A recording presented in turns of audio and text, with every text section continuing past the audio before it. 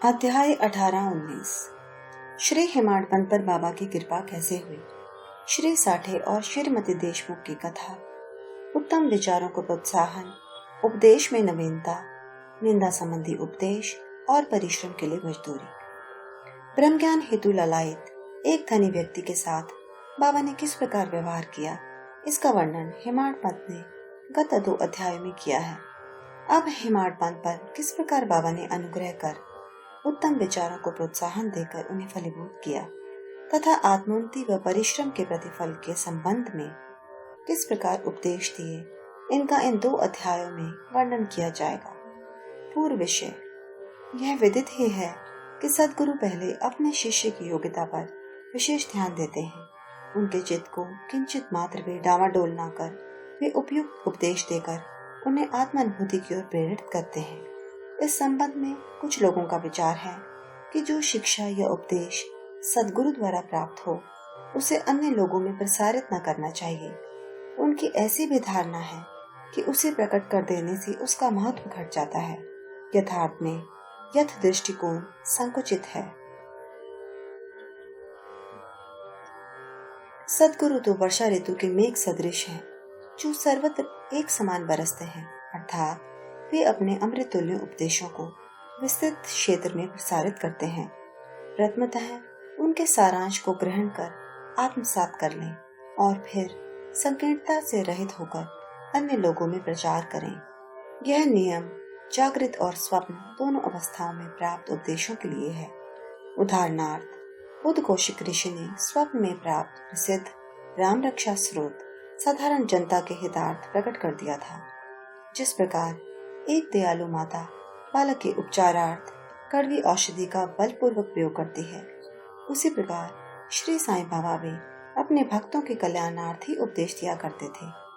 वे अपनी पद्धति गुप्त न रखकर पूर्ण स्पष्टता को ही अधिक महत्व देते थे। इसी कारण जिन भक्तों ने उनके उपदेशों का पूर्णतः पालन किया, वे अपने ध्येय की प्राप्ति में सफल हुए। श्री साईं बाबा जैसे सद्गुरु ही ज्ञान चक्षुओं को खोलकर आत्मा की दिव्यता का अनुभव देने में समर्थ है।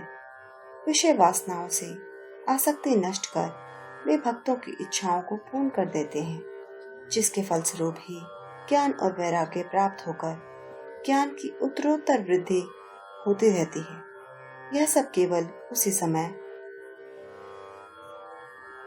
संभव है जब हमें सद्गुरु का सानिध्य प्राप्त हो तथा सेवा के पश्चात हम उनके प्रेम को प्राप्त कर सकें। तभी भगवान भी, जो भक्त काम कल्प तरु है, हमारी सहायतार्थ आ जाते हैं। वे हमें कष्टों और दुखों से मुक्त कर सुखी बना देते हैं। यह सब प्रगति केवल सद्गुरु की कृपा से ही संभव है, जो कि स्वयं ईश्वर के प्रतीक हैं। इसीलिए हमें सद्गुरु की खोज में सदैव रहना चाहिए। अब हम मुख्य विषय की ओर आते हैं। श्री साठे। एक महानुभाव का नाम श्री साठे था। कारफट के शासनकाल में कई वर्ष पूर्व उन्हें कुछ ख्याति प्राप्त हो चुकी थी। इस शासन का बंबई के गवर्नर लॉर्ड ने दमन कर दिया था। श्री साठे को व्यापार में अधिक हानि हुई और परिस्थितियां प्रतिकूल होने के कारण उन्हें बड़ा धक्का लगा। वे अत्यंत दुखित और निराश हो गए और अशांत होने के कारण उन्हें घर छोड़कर किसी एकांत स्थान में वास करने का विचार करने लगे। बहुधा मनुष्यों को ईश्वर की स्मृति आपत्तिकाल तथा दुर्दिनों में ही आती है और उनका विश्वास भी ईश्वर की ओर ऐसे ही समय में बढ़ जाता है। तभी वे कष्टों के निवारणार्थ उनसे प्रार्थना करने लगते हैं। यदि उनके पाप कर्म शेष न रहे हों तो भगवान भी उनकी भेंट किसी संत से करा देते हैं, जो उनके कल्याणार्थ ही उचित मार्ग का निर्देश कर देते हैं। ऐसा ही श्री साठे के साथ भी हुआ। उनके एक मित्र ने उन्हें शिरडी जाने की सलाह दी, जहां मन की शांति प्राप्त करने और इच्छा पूर्ति के निमित्त देश के कोने कोने से लोगों के झुंड आ रहे हैं। उन्हें यह विचार अति रुचिकर प्रतीत हुआ और सन 1917 में भी शिरडी गए। बाबा के सनातन पूर्ण ब्रह्म दीप्तिमान निर्मल एवं विशुद्ध स्वरूप के दर्शन कर उनके मन की व्यग्रता नष्ट हो गई और उनका चित्त शांत एवं स्थिर हो गया। उन्होंने सोचा कि गत जन्मों के संचित शुभ कर्मों के फलस्वरूप ही आज मैं श्री साईं बाबा के पवित्र चरणों तक पहुंचने में समर्थ हो सका हूँ। श्री साठे दृढ़ संकल्प के व्यक्ति थे, इसीलिए उन्होंने शीघ्र ही गुरु चरित्र का पारायण प्रारंभ कर दिया। जब एक सप्ताह में ही चरित्र की प्रथम आवृत्ति समाप्त हो गई, तब बाबा ने उसी रात्रि को उन्हें एक स्वप्न दिया, जो इस प्रकार है। बाबा अपने हाथ में चरित्र लिए हुए हैं और श्री साठे को कोई विषय समझा रहे हैं तथा श्री साठे सम्मुख बैठे ध्यान पूर्वक श्रवण कर रहे हैं। जब उनकी निद्रा भंग हुई तो स्वप्न को स्मरण कर वे बहुत प्रसन्न हुए। उन्होंने विचार किया कि यह बाबा की अत्यंत कृपा है, जो इस प्रकार अचेतना अवस्था में पड़े हुओं को जागृत कर उन्हें गुरु चरित्र का अमृत पान करने का अवसर प्रदान करते हैं। उन्होंने यह स्वप्न श्री काका साहेब दीक्षित को सुनाया और श्री साईं बाबा के पास प्रार्थना करने को कहा कि इसका यथार्थ अर्थ क्या है और क्या एक सप्ताह का पारायण ही मेरे लिए पर्याप्त है अथवा उसे पुनः प्रारंभ करूं। श्री काका साहेब दीक्षित ने उचित अवसर पाकर बाबा से पूछा कि हे देव, उस दृष्टांत से आपने श्री साठे को क्या उपदेश दिया है? क्या वे पारायण सप्ताह स्थगित कर दें? वे एक सरल हृदय भक्त हैं, इसीलिए उनकी मनोकामना आप पूर्ण करें।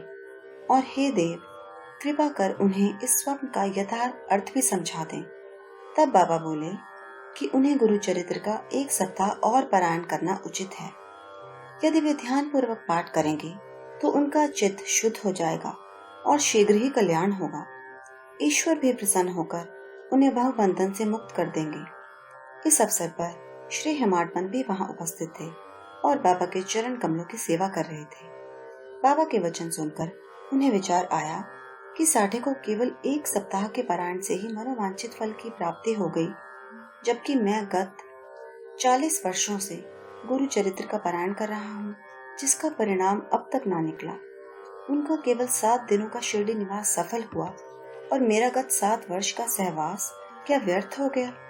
चातक पक्षी के समान मैं सदा उस कृपा घन की राह देखा करता हूँ, जो मेरे ऊपर अमृत वर्षण करे।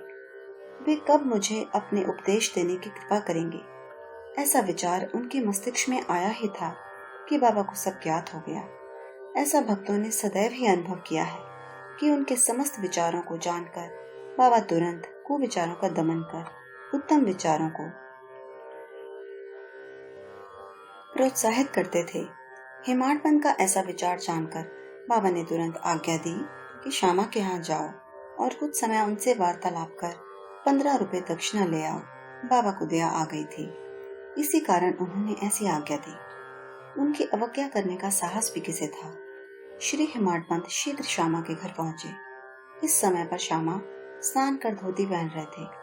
उन्होंने बाहर आकर हेमाडपंत से पूछा कि आप यहाँ कैसे? जान पड़ता है कि आप मस्जिद से ही आ रहे हैं, तथा आप ऐसे व्यथित और उदास क्यों हैं? आप अकेले ही क्यों आए हैं? आइए बैठिए और थोड़ा विश्राम तो करिए। जब तक मैं पूजन आदि से भी निवृत्त हो जाऊं, तब तक आप कृपा करके पान आदि लें। इसके पश्चात ही हम और आप सुखपूर्वक वार्तालाप करेंगे। ऐसा कहकर वे भीतर चले गए। दलान में बैठे बैठे हेमाडपंत की दृष्टि अचानक खिड़की पर रखी नाथ भागवत पर पड़ी। नाथ भागवत श्री एकनाथ द्वारा महाभागवत के 11वें स्कंद पर मराठी भाषा में की हुई एक टीका है। श्री साईं बाबा की आज्ञा अनुसार श्री बाबू साहेब जोग और श्री काका साहेब दीक्षित शिरडी में नित्य भगवत गीता का मराठी टीका सहित, जिसका नाम भावार्थ दीपिका या ज्ञानेश्वरी है, नाथ भागवत और एकनाथ का महान ग्रंथ भावार्थ रामायण का पठन किया करते थे। जब भक्तगण बाबा से कोई प्रश्न पूछने आते तो वे कभी आंशिक उत्तर देते और कभी उनको उपर्युक्त भागवत तथा प्रमुख ग्रंथों का श्रवण करने को कहते थे, जिन्हें सुनने पर भक्तों को अपने प्रश्नों की पूर्णतया संतोषप्रद उत्तर प्राप्त हो जाते थे। श्री हेमाडपंत भी नित्य प्रति नाथ भागवत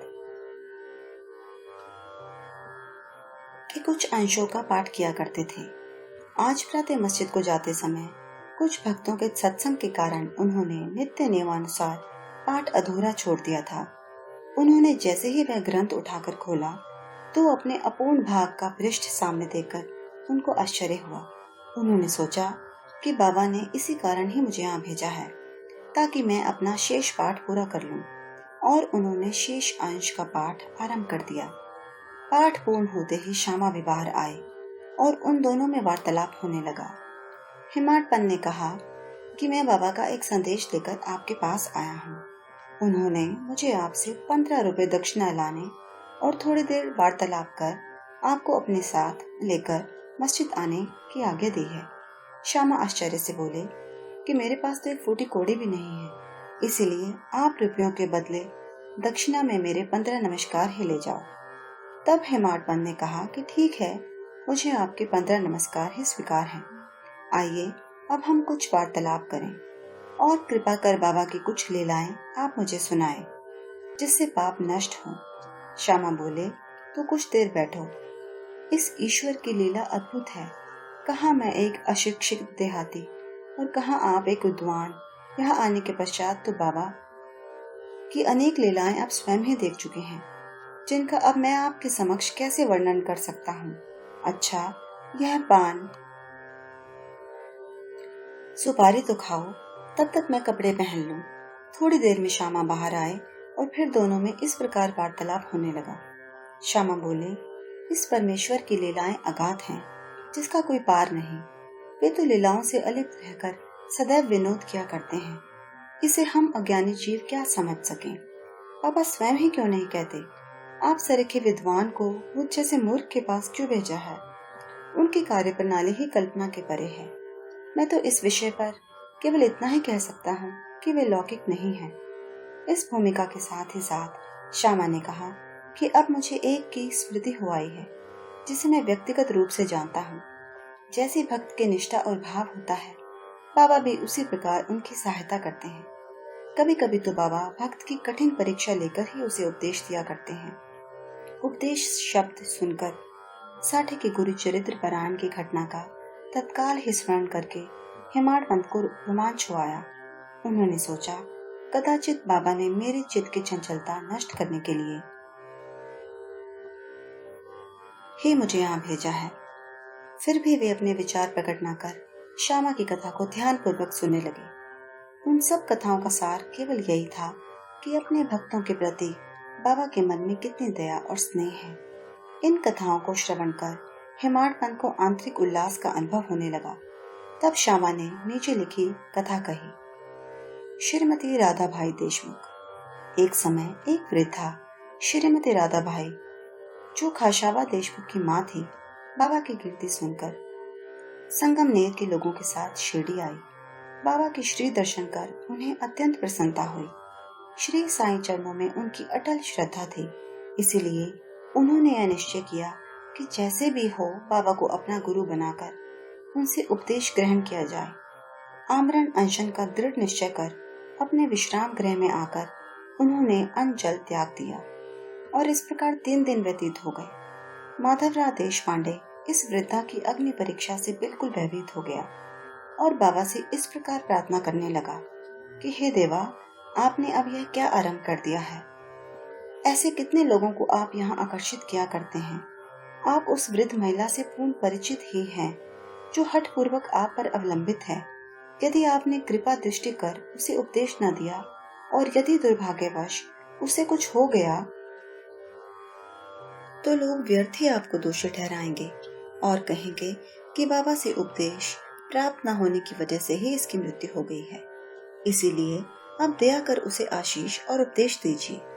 वृद्धा का ऐसा दृढ़ निश्चय देखकर बाबा ने उसे अपने पास बुलाया और मधुर उपदेश देकर उसकी मनोवृत्ति परिवर्तित कर कहा कि हे माता, क्यों व्यर्थ ही तुम यातना सहकर मृत्यु का आलिंगन करना चाहती हो।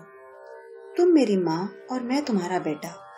तुम मुझ पर दया करो और जो कुछ मैं कहूँ उसे ध्यान पूर्वक सुनो। मैं अपनी स्वयं की कथा तुमसे कहता हूँ और यदि तुम उसे ध्यान पूर्वक श्रवण करोगी तो तुम्हें अवश्य परम शांति प्राप्त होगी। मेरे एक गुरु, जो बड़े सिद्ध पुरुष थे, मुझ पर बड़े दयालु थे। दीर्घ काल तक मैं उनसे कभी अलग होना भी नहीं चाहता था। मेरी प्रबल उत्कंठा थी कि उनकी सेवा कर जिस प्रकार भी संभव हो मंत्र प्राप्त करूं, परंतु उनकी रीति न्यारी ही थी। उन्होंने पहले मेरा मुंडन कर मुझसे 2 पैसे दक्षिणा में मांगे, जो मैंने तुरंत ही दे दिए। यदि तुम प्रश्न करो कि मेरे गुरु जब पूर्ण निष्काम थे तो उन्हें पैसे मांगना क्या शोभनीय था, और फिर उन्हें विरक्त भी कैसे कहा जा सकता था? इसका उत्तर केवल यह है कि वे कंचन को ठुकराया करते थे, क्योंकि उन्हें स्वप्न में भी उसकी आवश्यकता न थी। उन 2 पैसों का अर्थ था दृढ़ निश्चय और धैर्य। जब मैंने ये दोनों वस्तुएं उन्हें अर्पित कर दी तो वे अत्यंत प्रसन्न हुए। मैंने 12 वर्ष उनके श्री चरणों की सेवा में ही व्यतीत किए। उन्होंने ही मेरा भरण पोषण किया, अतः मुझे भोजन और वस्त्रों का कोई अभाव न था। वे प्रेम की मूर्ति थे, अथवा यूं कहो कि वे प्रेम के साक्षात अवतार थे। मैं उनका वर्णन ही कैसे कर सकता हूँ, क्योंकि उनका तो मुझ पर अधिक स्नेह था और उनके समान कोई बिरला ही गुरु मिलेगा। जब मैं उनकी ओर निहारता तो मुझे ऐसा प्रतीत होता कि वे गंभीर मुद्रा में ध्यान मग्न हैं, और तब हम दोनों आनंदित हो जाते थे। 8 प्रहर में एक टक उनके ही श्रीमुख की ओर निहारा करता था। मैं भूख और प्यास के सुदबुद खो बैठा। उनके दर्शनों के बिना मैं अशांत हो उठता था। गुरु सेवा की चिंता के अतिरिक्त मेरे लिए और कोई चिंतनीय विषय या पदार्थ नहीं था। मुझे तो सदैव उन्हीं का ध्यान रहता था, अतः मेरा मन उनके चरण कमलों में लीन हो गया। यह हुई 1 पैसे की दक्षिणा। धैर्य है दूसरा पैसा। मैं धैर्य पूर्वक बहुत काल तक प्रतीक्षा कर गुरु सेवा करता रहा। यही धैर्य तुम्हें भी भवसागर से पार उतार देगा। धैर्य ही मनुष्य में मनुष्यत्व है। धैर्य धारण करने से समस्त पाप और मोह नष्ट होकर उनके हर प्रकार के संकट दूर होते तथा भय जाता रहता है। इसी प्रकार तुम्हें भी अपने धैर्य की प्राप्ति हो जाएगी। धैर्य तो गुणों की खान व उत्तम विचारों की जननी है। निष्ठा और धैर्य 2 जुड़वा बहनों के समान ही है, जिनमें परस्पर प्रगाढ़ प्रेम है। मेरे गुरु मुझसे किसी वस्तु की आकांक्षा न रखते थे। उन्होंने कभी मेरी उपेक्षा न की, वरन सदैव रक्षा करते रहे। यद्यपि मैं सदैव उनके चरणों के समीप ही रहता था, फिर भी कभी किन्हीं अन्य स्थानों पर यदि चला जाता तो भी मेरे प्रेम में कभी कमी न हुई। वे सदा मुझ पर कृपा दृष्टि रखते थे, जिस प्रकार कछुई प्रेम दृष्टि से अपने बच्चों का पालन करती है, चाहे वे उसके समीप हों अथवा नदी के उस पार। सो हे माँ, मेरे गुरु ने तो मुझे कोई मंत्र सिखलाया ही नहीं, तब मैं तुम्हारे कान में कोई मंत्र कैसे फूंकूं? केवल इतना ही ध्यान रखो कि गुरु की भी कछुए के समान ही प्रेम दृष्टि से हमें संतोष प्राप्त होता है। इस कारण व्यर्थ में ही किसी से उपदेश प्राप्त करने का प्रयत्न न करो। मुझे ही अपने विचारों तथा कर्मों का मुख्य ध्येय बना लो, और तब तुम्हें निसंदेह ही परमार्थ की प्राप्ति हो जाएगी। मेरी ओर अनन्य भाव से देखो तो मैं भी तुम्हारी ओर वैसे ही देखूंगा। इस मस्जिद में बैठकर मैं सत्य ही बोलूंगा कि किन्हीं साधनाओं या शास्त्रों के अध्ययन की आवश्यकता नहीं, वरन केवल गुरु में ही विश्वास पर्याप्त है। पूर्ण विश्वास रखो कि गुरु ही करता है, और वह धन्य है जो गुरु की महानता से परिचित हो। उसे हरि, हर और ब्रह्म का अवतार समझा जाता है। इस प्रकार समझाने से वृद्ध महिला को सांत्वना मिली और उसने बाबा को नमन कर अपना उपवास त्याग दिया। यह कथा ध्यान पूर्वक एकाग्रता से श्रवण कर तथा उसके उपयुक्त अर्थ पर विचार कर हेमाड पंत को बड़ा आश्चर्य हुआ। उनका हृदय भर आया और उन्हें रोमांच हो उठा। अत्यंत आनंद विभोर हो जाने से उनका कंठ रुध गया और वे मुख से एक शब्द भी न बोल सके। उनकी ऐसी स्थिति देख श्यामा ने पूछा कि आप ऐसे स्तब्ध क्यों हो गए हैं? बात क्या है? बाबा की तो इस प्रकार की लीलाएं अनगिनत हैं, जिनका वर्णन मैं किस मुख से करूं। ठीक उसी समय मस्जिद में घंटानाद होने लगा, जो कि मध्याह्न पूजन तथा आरती के आरंभ का घोतक था। तब श्यामा और हेमाड पंत भी शीघ्र ही मस्जिद की ओर चले। बाबू साहिब जोग ने पूजन आरंभ कर दिया। स्त्रियां मस्जिद में ऊपर खड़ी थी और पुरुष वर्ग नीचे मंडप में। सब उच्च स्वर में वादों के साथ साथ आरती गा रहे थे। तभी हेमाड पंत का हाथ पकड़े हुए श्यामा भी ऊपर पहुंचे और वे बाबा के दाहिनी ओर तथा हेमाड पंत बाबा के सामने बैठ गए। उन्हें देख बाबा ने श्यामा से लाई हुई दक्षिणा देने के लिए कहा। तब हेमाड पंत ने उत्तर दिया कि रुपयों के बदले श्यामा ने मेरे द्वारा आपको 15 नमस्कार भेजे हैं तथा स्वयं ही यहाँ आकर उपस्थित हो गए हैं। बाबा ने कहा, अच्छा ठीक है, तो अब मुझे यह बताओ कि तुम दोनों में आपस में किस विषय पर वार्तालाप हुआ है। तब घंटे, ढोल और सामूहिक गान की ध्वनि की चिंता न करते हुए हेमाड पंत उत्कंठा पूर्वक उन्हें वह वार्तालाप सुनाने लगे। बाबा भी सुनने को अति उत्सुक थे, इसीलिए वे तकिया छोड़कर थोड़ा आगे बढ़े। हेमाड पंत ने कहा कि वार्ता अति सुखदायक रही। विशेषकर उस वृद्ध महिला की कथा तो ऐसी अद्भुत थी कि जिसे श्रवण कर मुझे तुरंत ही विचार आया कि आपकी लीलाएं अगाध हैं और इस कथा की ही ओट में आपने मुझ पर विशेष कृपा की है। तब बाबा ने कहा कि वह तो बहुत ही आश्चर्यपूर्ण है। अब मेरी तुम पर कृपा कैसे हुई, इसका पूर्ण विवरण सुनाओ। कुछ काल पूर्व सुना वार्तालाप जो उनके हृदय पटल पर अंकित हो चुका था, वह सब उन्होंने बाबा को सुना दिया। वार्ता सुनकर बाबा अति प्रसन्न हो कहने लगे, क्या कथा से प्रभावित होकर उसका अर्थ भी तुम्हारी समझ में आया है? तब हेमाड पंत ने उत्तर दिया कि हाँ बाबा, आया तो है। उससे मेरे चित्त की चंचलता नष्ट हो गई है। अब यथार्थ में मैं वास्तविक शांति और सुख का अनुभव कर रहा हूँ तथा मुझे सत्य मार्ग का पता चल गया है। तब बाबा बोले, सुनो, मेरी पद्धति भी अद्वितीय है। यदि इस कथा का स्मरण रखोगे तो यह बहुत ही उपयोगी सिद्ध होगी। आत्मज्ञान प्राप्त करने के लिए ध्यान अत्यंत आवश्यक है और यदि तुम इसका निरंतर अभ्यास करते रहोगे तो कुप्रवृत्तियां शांत हो जाएंगी। तुम्हें आसक्ति रहित होकर सदैव ईश्वर का ही ध्यान करना चाहिए जो सर्व प्राणियों में व्याप्त है, और जब इस प्रकार मन एकाग्र हो जाएगा तो तुम्हें ध्येय की प्राप्ति हो जाएगी। मेरे निराकार सच्चिदानंद स्वरूप का ध्यान करो, जैसे कि तुम मुझे दिन रात यहाँ देखते हो। इस प्रकार तुम्हारी वृत्तियां केंद्रित हो जाएंगी तथा ध्याता ध्यान और ध्येय का पृथकत्व नष्ट हो ध्याता चैतन्य से एकत्व को प्राप्त कर ब्रह्म के साथ अभिन्न हो जाएगा। कछुई नदी के इस किनारे पर रहती है और उसके बच्चे दूसरे किनारे पर। न वह उन्हें दूध पिलाती है और न हृदय से ही लगा कर लेती है, वरन केवल उसकी प्रेम दृष्टि से ही उनका भरण पोषण हो जाता है। छोटे बच्चे भी कुछ न कुछ करके केवल अपनी माँ का ही स्मरण करते रहते हैं। उन छोटे छोटे बच्चों पर कछुई की केवल दृष्टि से ही उन्हें अमृत तुल्य आहार और आनंद प्रदान करती है। ऐसा ही गुरु और शिष्य का भी संबंध है। बाबा ने ये अंतिम शब्द कहे ही थे कि आरती समाप्त हो गई और सबने उच्च स्वर से श्री सच्चिदानंद सद्गुरु साईनाथ महाराज की जय बोला। प्रिय पाठकों, कल्पना करो कि हम सब भी उसी समय उसी भीड़ और जय जयकार में सम्मिलित हैं। आरती समाप्त होने पर प्रसाद वितरण हुआ। बाबू साहेब जोग हमेशा की तरह आगे बढ़े और बाबा को नमस्कार कर मुट्ठी भर मिश्री का प्रसाद बाबा को दिया। यह मिश्री हेमाड पंत को देकर वे बोले कि यदि तुम इस कथा को अच्छी तरह से सदैव स्मरण रखोगे तो तुम्हारी भी स्थिति इस मिश्री के समान मधुर होकर समस्त इच्छाएं पूर्ण हो जाएंगी और तुम सुखी हो जाओगे। हेमाड पंत ने बाबा को साष्टांग प्रणाम किया और स्तुति की कि हे प्रभु, इसी प्रकार दया कर सदैव मेरी रक्षा करते रहो। तब बाबा ने आशीर्वाद देकर कहा कि इन कथाओं को श्रवण कर नित्य मनन तथा निधिध्यासन कर तत्व ग्रहण करो, तब तुम्हें ईश्वर का सदा स्मरण तथा ध्यान बना रहेगा और वह स्वयं तुम्हारे समक्ष अपने स्वरूप को प्रकट कर देगा। प्यारे पाठकों, हेमाड पंत को उस समय मिश्रित का प्रसाद भली भांति मिला जो आज हमें इस कथामृत के पान करने का अवसर प्राप्त हुआ। आओ हम भी उस कथा का मनन करें तथा उसका सार ग्रहण कर बाबा की कृपा से स्वस्थ और सुखी हो जाएं।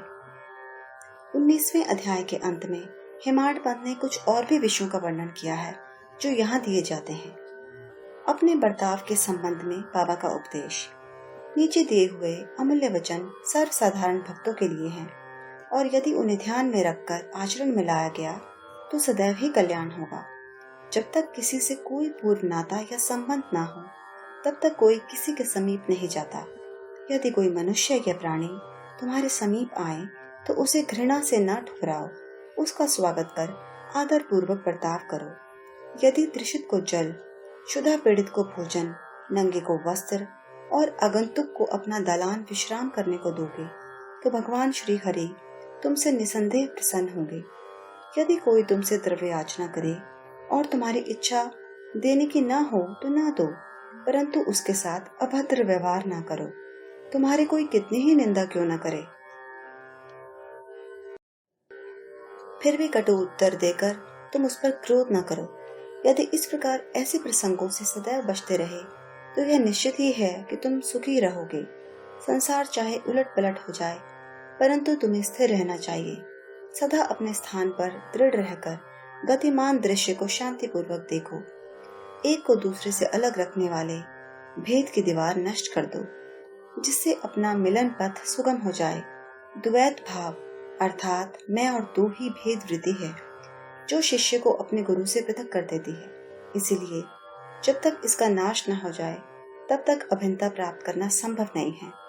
अल्लाह मालिक अर्थात ईश्वर ही सर्वशक्तिमान है और उसके सिवा अन्य कोई संरक्षण करता नहीं है।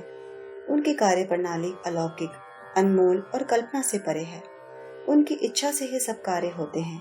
वे ही मार्ग प्रदर्शन कर सभी इच्छाएं पूर्ण करते हैं। ऋणानुबंध के कारण ही हमारा समागम होता है।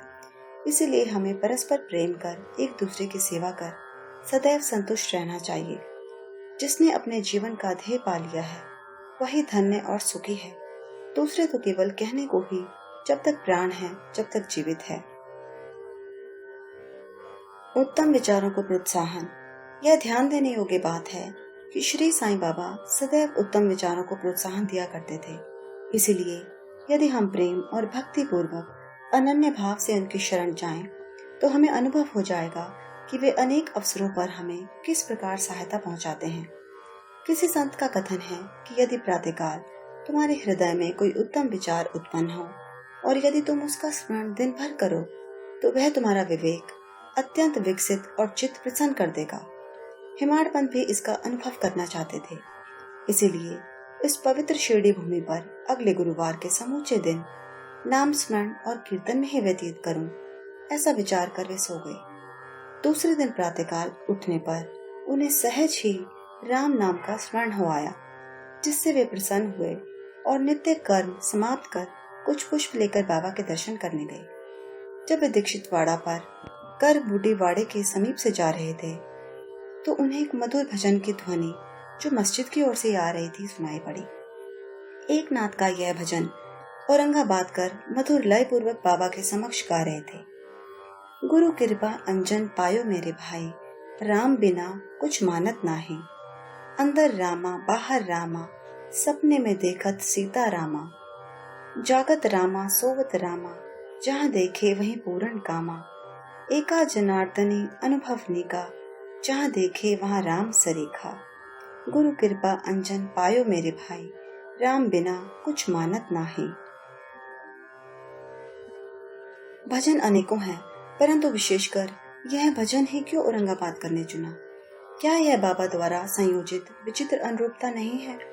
और क्या यह हेमाडपंथ के पिछले दिन अखंड राम नाम स्मरण के संकल्प को प्रोत्साहन देना नहीं है? सभी संतों का इस संबंध में एक ही मत है और सभी राम नाम के जाप को प्रभावकारी तथा भक्तों की इच्छा पूर्ति और सभी कष्टों से छुटकारा पाने के लिए इसे एक अमोघ उपाय बतलाते हैं। निंदा संबंधी उपदेश देने के लिए किसी विशेष समय या स्थान की प्रतीक्षा न कर बाबा यथा योग्य समय पर ही स्वतंत्रता पूर्वक उपदेश दिया करते थे। एक बार एक भक्त ने बाबा की अनुपस्थिति में दूसरे लोगों के सम्मुख किसी की निंदा की। गुणों की उपेक्षा कर उसने अपने भाई के दोषारोपण में इतने बुरे कटु वाक्यों का प्रयोग किया कि सुनने वालों को भी उसके प्रति घृणा होने लगी। बहुधा देखने में आता है कि लोग व्यर्थ ही दूसरों की निंदा कर झगड़ा और बुराइयां उत्पन्न करते हैं। संत तो निंदा को दूसरी ही दृष्टि से देखा करते हैं।